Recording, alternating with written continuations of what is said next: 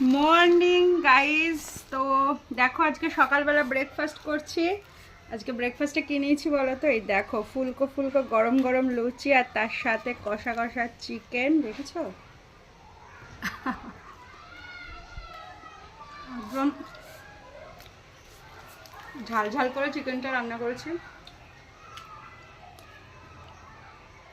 গরমে না মানে বানাতেও কষ্ট, খেতেও কষ্ট, কিন্তু ইচ্ছা করলে তো খেতেই হবে, তাই না? খুব সুন্দর হয়েছে চিকেনটা।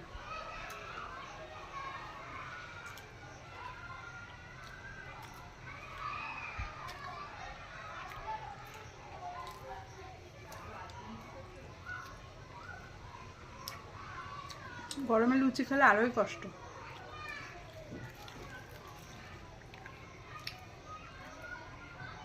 তো তোমাদের কার কার ব্রেকফাস্ট হয়েছে অবশ্যই জানিও। এখন 9:30 মতন বাজে।